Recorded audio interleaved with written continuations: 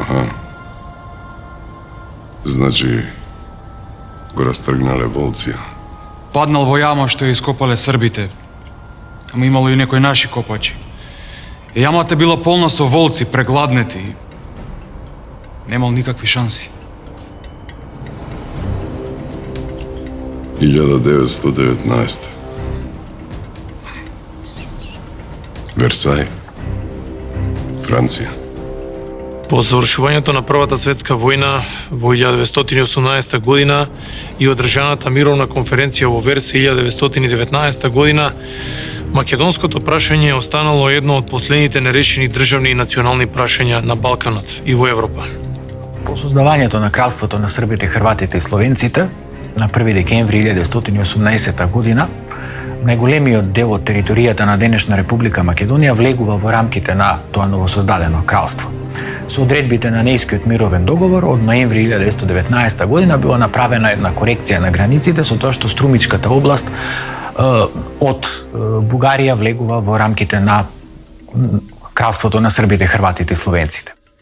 Новите граници во повоена Европа, наместо мир, предизвикале конфликти и непријателства кои представувале постојана закана од војна.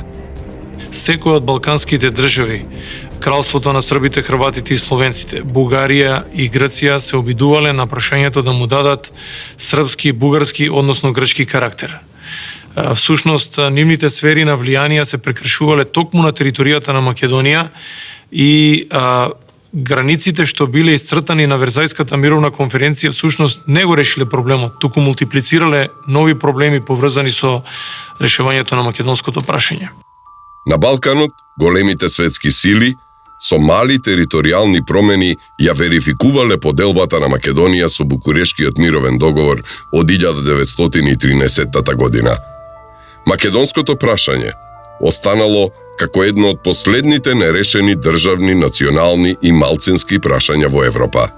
Положбата на македонскиот народ по подпишувањето на мировните договори во Париз и формирањето на државата кралство на србите, хрватите и словенците не била променета во однос на национално признавање, во однос на признавање на посебни права како посебен народ. Иако такви пројави македонскиот народ во текот на претходните блиски периоди на Балканските војни, Првата светска војна, со гласни извици, пишувања до конференцијата, до Југословенскиот одбор, кој што фактички ја изнел целата мисија на југословенската делегација во Париз при формирањето на кралството на србите, хрватите и словенците и водена од политиката за непризнавање на македонска национална посебност се дошло до таа државна творба во која македонците немале речиси никакви права во однос на изјаснување и прикажување на своите национални чувства. Владата во Софија, поради фактот што Бугарија била на страната на поразените држави во Првата светска војна, не смеела да покажува отворени ревизионистички погледи во поглед на другите делови на Македонија и затоа пред меѓународните фактори застапувала став дека македонците во Македонија под српска и грчка власт се наводно бугарско национално малцинство. Првиот чекор што го превзела бугарската држава бил така наречената доброволна размена на население помеѓу владите на Бугарија и Грција согласно одредбите на Неискиот мировен договор од 1919 година. Секако македонското прашање ги оптоварувало и односите помеѓу Бугарија и помеѓу Грција. Прв момент кој што треба да се истакне секако е Неискиот мировен договор за така наречена доброволна размена во наводници. Тоа доброволна помеѓу на население помеѓу Бугарија и помеѓу Грција. Од територијата на Бугарија се обврзала согласно тој договор да го исели целото патриаршиско население кое што го прогласила за грчко.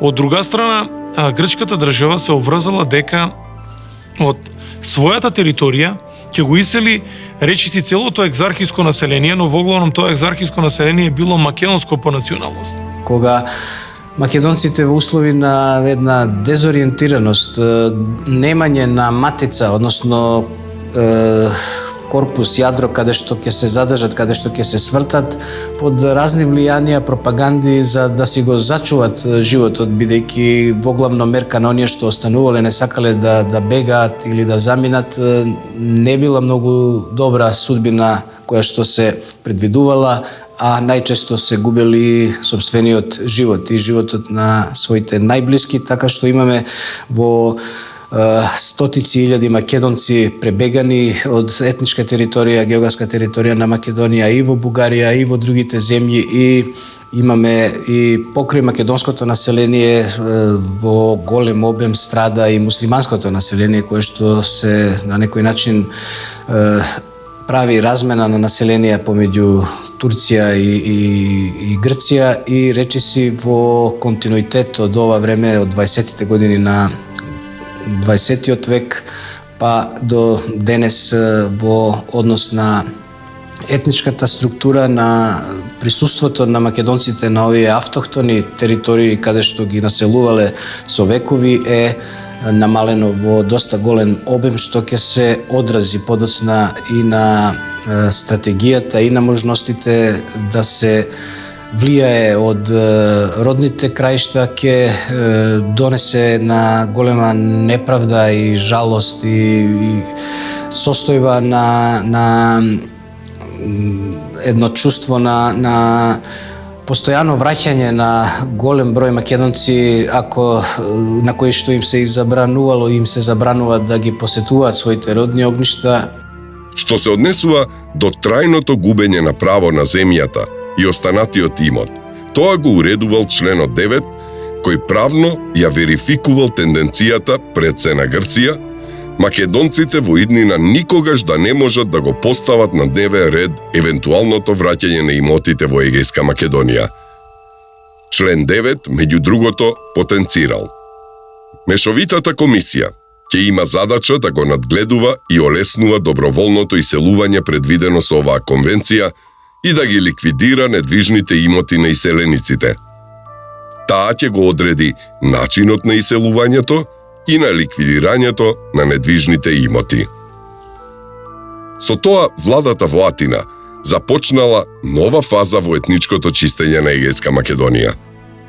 Од друга страна, бугарските државни фактори го искористиле Нејскиот мировен договор на македонците кои се иселиле од Егејска Македонија во Бугарија да им одредат наводно бугарско етничко потекло и бугарска националност. Многу значајно да се спомене тоа дека владата на Стамболиски во дипломатските преговори со владата на кралството на СХС постојано се обидувала да најде некоја формула за решавање на македонското прашање што ќе ја задоволи српската страна. Така биле неколку пати тој праќал искусни дипломати во Белград да разговараат, лично и тој одел да разговара со председателот на владата на кралството на СХС, со министерот за надворешни работи, и во сите тие своји настапи тој велел дека нема ништо против да се забрани ВМРО, нема ништо против на македонското прашање да се затвори, но за тоа сметал дека најодговорно ќе биде кралството на србите, хрватите и словенците. Едноставно се обидел да се огради од македонското прашање. Сушност, и ВМРО и останатите македонски организации кои го актуализирале македонското прашање биле главната пречка за подобрување на односите помеѓу кралството на СХС и Бугарија. И фактички македонското прашање влегувало после овој договор во една нова фаза. Таа фаза се заканувала да предизвика војна на Балканот со несогледливи последици. Не само што не била забранета организацијата ВМРО и не само што не била укината таа како организација, туку напротив, Тодор Александров како водач на оваа организација наредил уште посилно да се интензивираат комитските акции во Македонија под српска власт, но и Пиринска Македонија си ја претворил во своја организациона база. Дури српските разузнавачки служби мелувале да наречат дека Пиринска Македонија била претворена во вистинска комитска република над која што бугарската држава немала воопшто никаква контрола.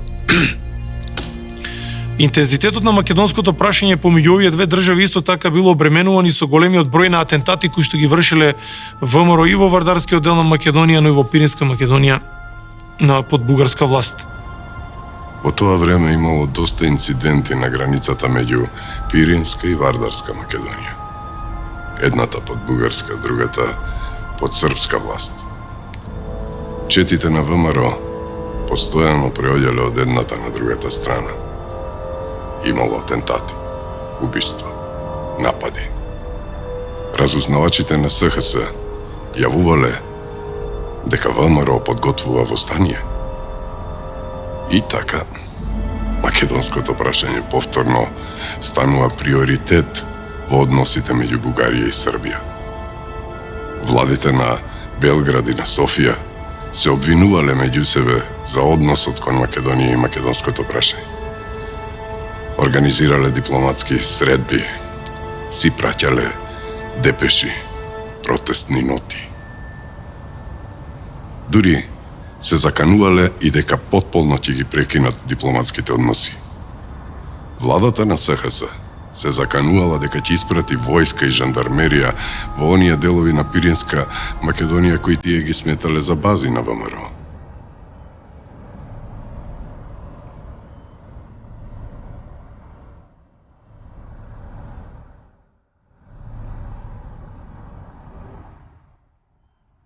Но затворање граница.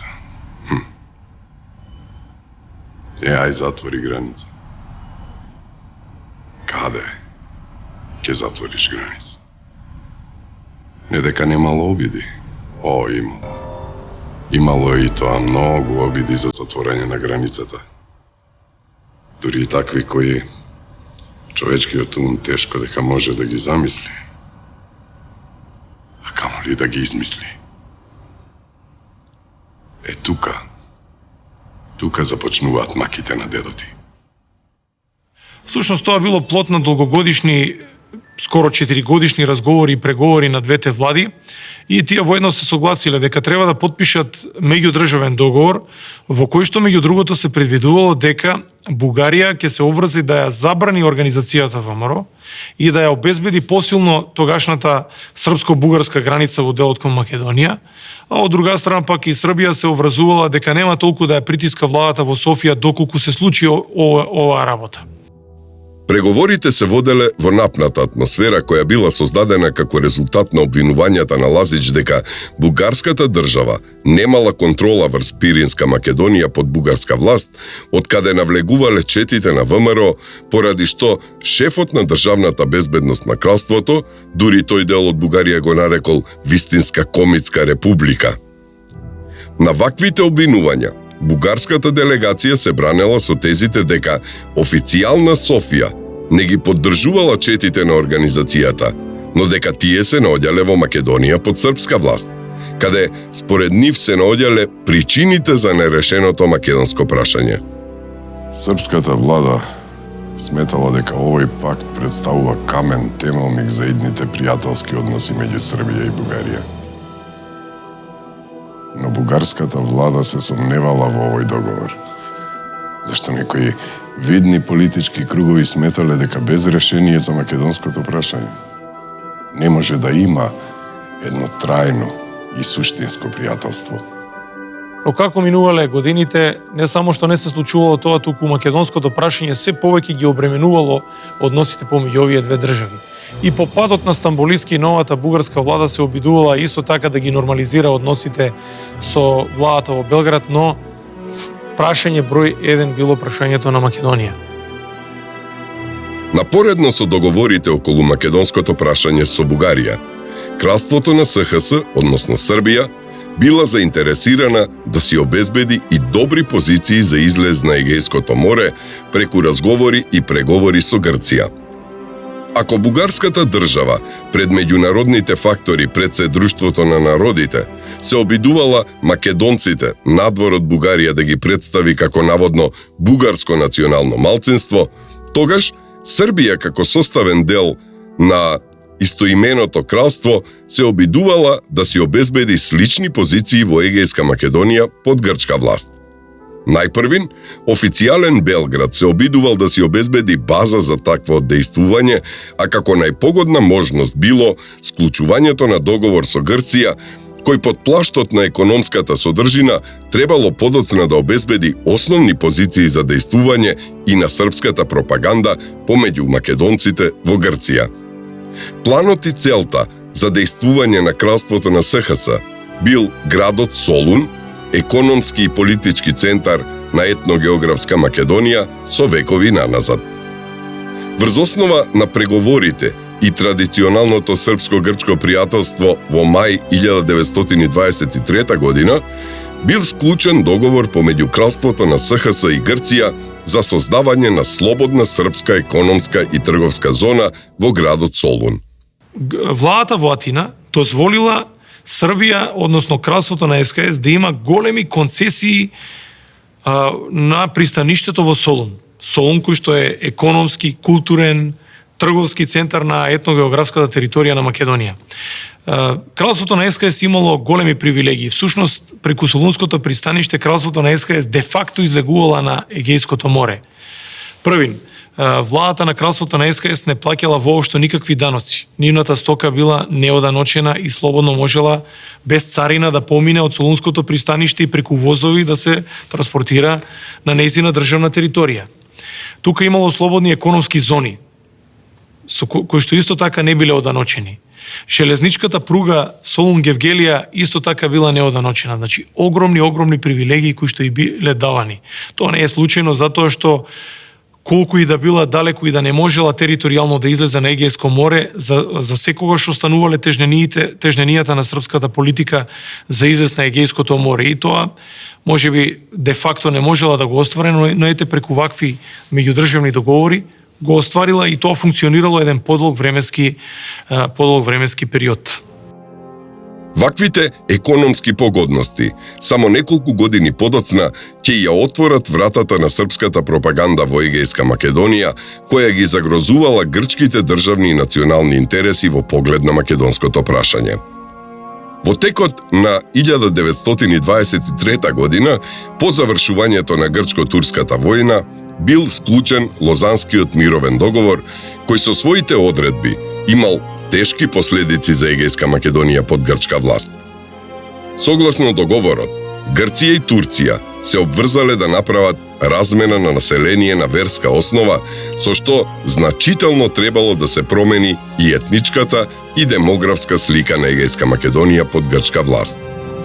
Овој договор, Грција, која не признавала постоење македонско прашање ниту од државна, ниту од национална гледна точка, го искористила да исели околу 50.000 муслимани од Егејска Македонија во Турција, а меѓу нив имало и македонци по националност. Од територијата на Турција во Егејска Македонија под грчка власт биле населени околу 600.000 колонисти, маđири, кои биле православни по вероисповед и биле од различна националност. Круна на интензитетот на обидите да се реши македонското прашање секако било издавањето на еден многу значаен документ во 1925 година. Под притисок на тогашното друштво на народите, грчката држава издала еден учебник кој што се нарекувал Абецедар. Абецедарот бил напишан на леринско-битолски дијалект, а за потребите на македонските деца во грчкиот образовен систем. Значи, Грчкото Министерство за образование го одобрило издавањето на овој учебник. Тоа секако представувало едно големо промашување на грчката дипломатија, затоа што таа де факто со тоа признала дека на нејзината државна територија постои македонско национално малцинство. Со самиот факт што учебникот е напишан на битолско-лерински дијалект. Тоа е дијалект кој што се зборува меѓу македонците во егејскиот дел од Македонија. Како акт на бришењето на македонскиот етнички карактер на Егејска Македонија, во 1926 година грчката влада донела одлука за промена на имињата на македонските топоними со грчки називи. Така биле преименувани Воден во Едеса, Лерин во Флорина, Костур во Касторија, Солун во Тесалоники и сите останати македонски имиња на села, реки и планини. Но и покрај законската одредба за бришење на македонските имиња и нивна замена со грчки, во колективната свест на македонците во Егејска Македонија никогаш не биле заборавени вековните македонски имиња кои и понатаму ги употребувале во нивното секојдневие. Во 1928 година се случиле уште неколку атентати на територијата на Македонија под српска власт, за кои што директно стоела ВМРО. Македонското прашање повторно се нашло на политичката агенда на двете држави и на насловните страници на српските и бугарските весници. Бугарскиот дипломатски представник во Белград, Вакарелски, се обидувал да ги смири властите на кралството на СХС од пребрзани реакции. Бугарскиот министер за надворешни работи Атанас Буров се сретнал со српскиот дипломатски представник во Софија Љуба Нешич и го уверувал дека Бугарија го осудувала таквиот терористички чин на ВМРО. За да се надмине влошената ситуација, во разрешувањето на проблемот се вклучиле и некои од големите сили, Франција и Англија, кои стравувале дека со избувнување на војна помеѓу Бугарија и кралството на СХС можат да бидат загрозени нивните интереси во овој дел на Балканот. Во дискусијата се вклучил и министерот за надворешни работи Воислав Маринковиќ, кој истакнал дека ситуацијата во Јужна Србија, односно Македонија, била навистина сложена, но дека за лошата безбедност предизвикана од атентатите на ВМРО не биле виновни властите во Белград, туку оние кои во оружените акции и атентати ги подготвувале однадвор. Во 1929 година двете држави се обиделе да склучат уште еден договор, така наречени пиротски спогодби, кои што покрај регулирањето на меѓуграничната размена и некои имоти во близина на граничниот реон повторно го поставиле македонското прашање како услов за нормализација на односите. Повторно се сугерирало и на двете страни да обрнат внимание на граничниот појас, на обезбедување на тој дел од границата. Во тоа секако предничила српската страна. Таа границата ја претворила во најнепробојна граница во Европа. Биле копани така наречени волчешки јами во кои што биле ставани колци, бодликава жица. Се обезбедувал буквално секој чекор од границата во делот кон Бугарија се со цел да се спречи навлегувањето на комитските чети. Дури владата во Белград сугерирала и за таа цел биле формирани повеќе здруженија на српска националистичка основа, кои што од територијата на Македонија пак формирале контрачети за борба против четите на организацијата. Тоа е еден многу интересен момент. За да се види колкав е интензитетот на обременетоста на односите на двете држави околу македонското прашање, треба да се потенцира фактот дека од вкупно 17.000 српски жандарми, односно жандарми на кралството на СХС, 12.000 биле концентрирани само во источниот дел на Македонија, во делот кон бугарската граница. Тоа сведочи дека тука се водела една вистинска војна. Вие имате на теренот комитски чети на ВМРО, српски контрачети, летечки одреди за борба против четите на ВМРО, регуларна војска, полиција, разузнавачки служби, значи едно многу немирно подрачје кое што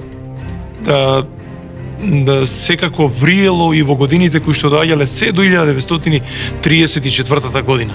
Внатрешните спротивности, политичката нестабилност во државата, целокупната состојба довеле веќе во втората половина на 20-тите години да дојде до голема затегнатост во односите помеѓу српските и хрватските политички партии во самото собрание на кралството Југославија. Така 1928 година се извршува и атентат во самото собрание, каде што е тешко ранет, а потоа и починал преседателот на Хрватската селска странка Стјепан Радич. Тоа била една од причините веќе во јануари 1929 година кралот Александар да прогласи лична диктатура во историографијата познатата шестојануарска диктатура. За да ја промовира новата надворешно политичка ориентација на Југославија, Караѓорđević преку дипломатски контакти се обидувал овие политички начела да им ги предочи и на бугарските власти. Започнале да се остваруваат контакти кои имале за цел конечно да го решат и горливото македонско прашање. За решавањето на македонското прашање се ангажирале и монарсите на двете држави, југословенскиот крал Александар Караѓорѓевиќ и бугарскиот цар Борис III. Тие оствариле и неколку средби на кои што се разговарало за решавањето на македонското прашање, но и на овие средби не биле одминати меѓусебните обвинувања дека едните или другите стоеле зад таквиот развој на настаните. При посетата на југословенскиот крал Александар Караѓорѓевиќ во 1934 година на Бугарија биле преземани за тоа време неверојатни безбедносни мерки затоа што дел од македонските организации се заканувале дека ќе извршат атентат врз југословенскиот крал. Значи таа средба поминала под неверојатни тензии. И бугарскиот цар Борис III го посетил официјален Белград, но од своја страна таму тензиите не биле на едно такво високо ниво. Единствено можеби политичките партии во југословенскиот парламент истакнале дека еве сега доаѓа еден монарх на соседна држава кој што ги поддржува четите на ВМРО и кој што на македонското прашање му дава наводен бугарски карактер. Александар Караѓорѓевиќ се спротивставил на обидот на цар Борис да докаже дека тој немал ништо заедничко со македонците.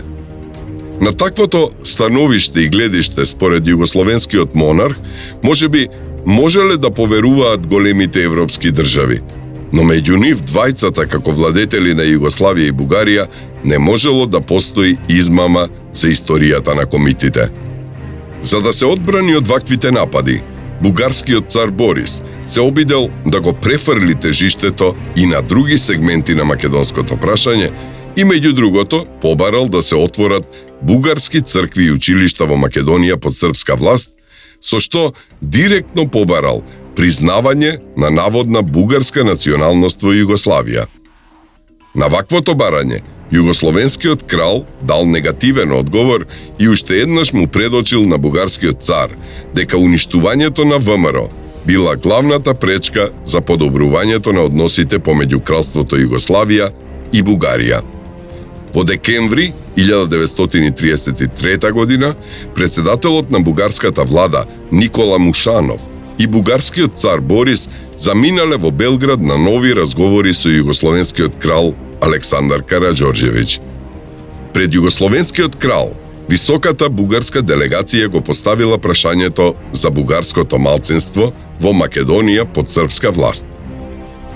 На таквите барања, Караѓорѓевиќ одговорил дека се безпредметни, бидејќи според него такво прашање на југот од државата не постоело. Потоа доаѓа до атентатот на Александар во 1934 година, да веќе во наредната 1935 година во собранието на Југославија се избере владата на Милан Стојадиновиќ. Во однос на политиката на Милан Стојадиновиќ кон југот на државата, како тогаш се нарекува, односно кон Македонија, па и кон Косово, има одредени специфичности во однос на претходните влади. Милан Стојадиновиќ е свесен дека албанското прашање може да има исклучително, како тие нарекуваат, негативна улога во самото постоење на југословенската држава. Токму затоа тој по примерот на на Лозанскиот договор, на некои други договори кои што Турција, например, 30-тите години ги подпишува со Романија, се труди да подпише договор со Турција за иселување на, како што стои во договорот, на турското население и населението со турска култура од Југославија.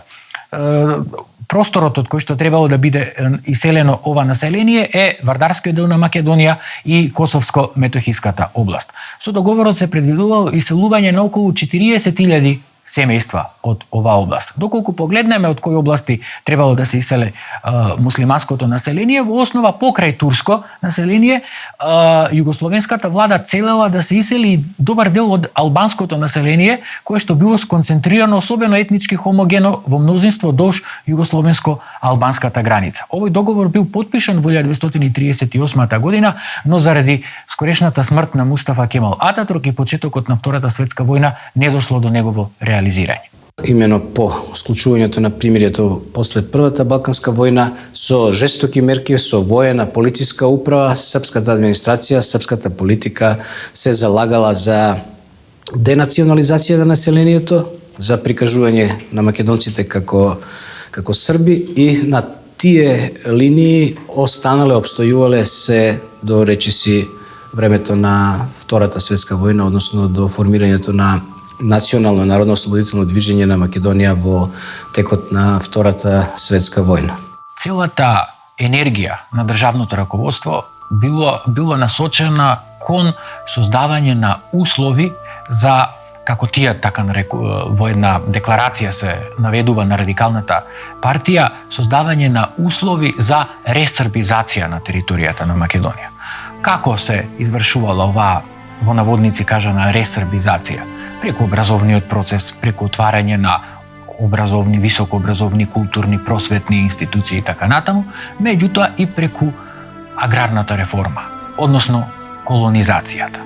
На територијата на Македонија постојат различни податоци, меѓутоа во период помеѓу двете светски војни се населени некаде околу 5000 колонистички семејства. Со одредбите на аграрната реформа, во зависност од големината на семејството, од нивните заслуги во текот на Балканските војни, Првата светска војна, тие добивале помал или поголем земјишен посет.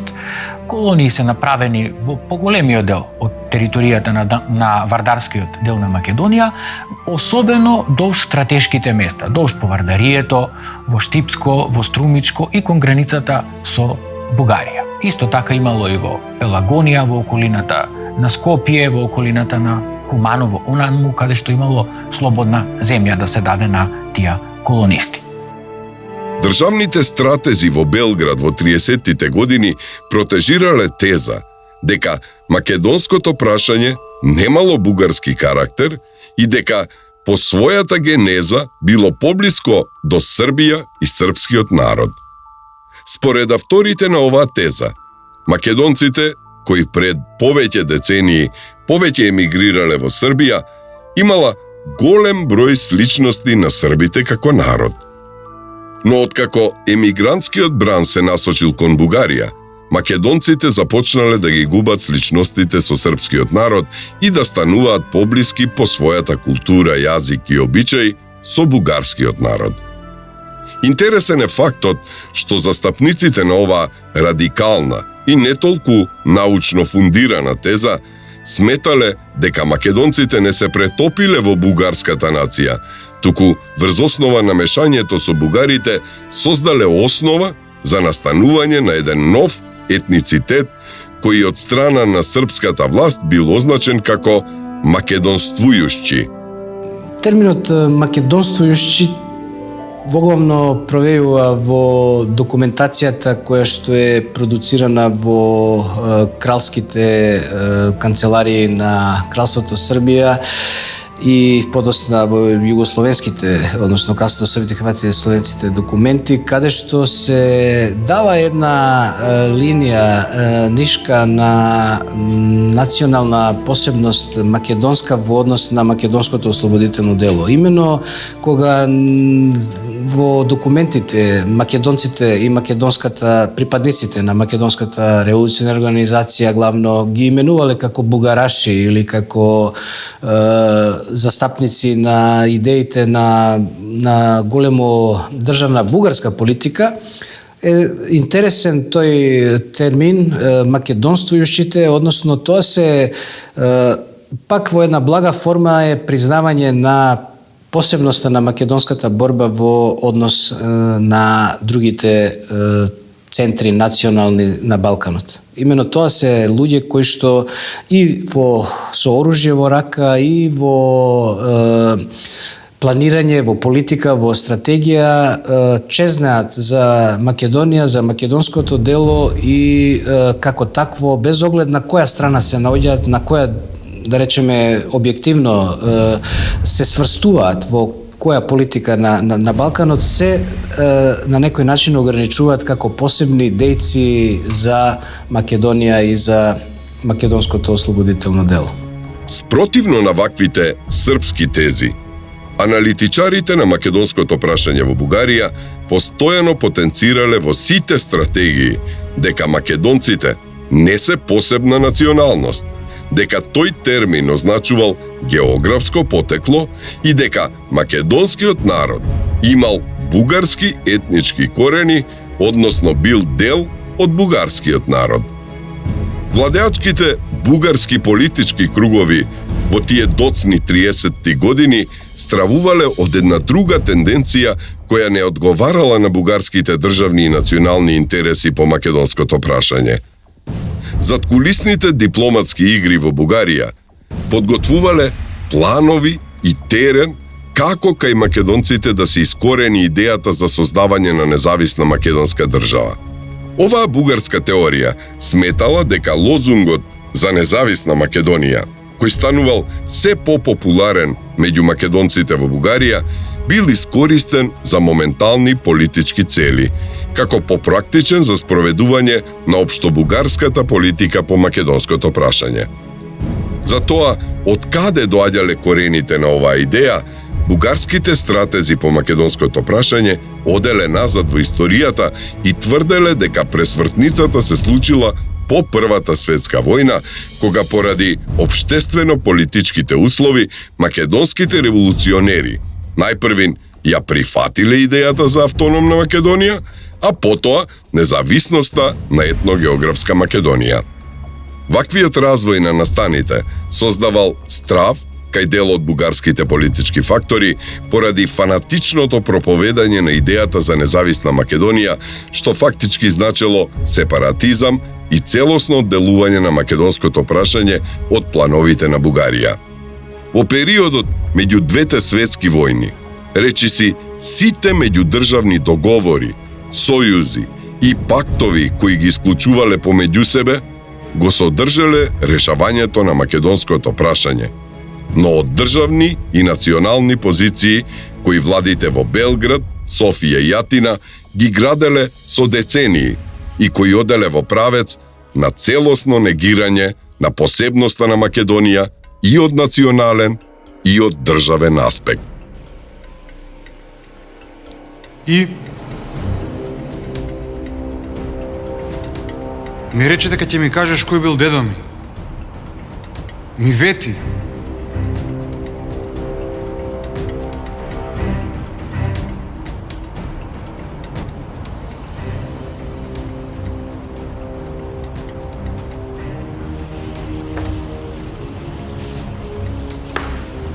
Ти застанала некогаш коска од риба во грлото? Не. Кога ќе ти застане коска од риба во грло, сакаш нешто да кажеш, се обидуваш, ама не оди. И тогаш веќе не пазиш ни што зборуваш, ни кому му зборуваш, ни како му зборуваш, ни каде. Туку само пцуеш. Македонците биле коска во грлото и на Србија, и на Бугарија, и на Грција. Дедо ми. Дедо ти. Дедо ти не бил човек со име, презиме, фамилија, жена, деца, внуци, со свое собствено мислење, со чувства. Дедо ти бил само коска во грлото, што требало да се откорне и да се исплука.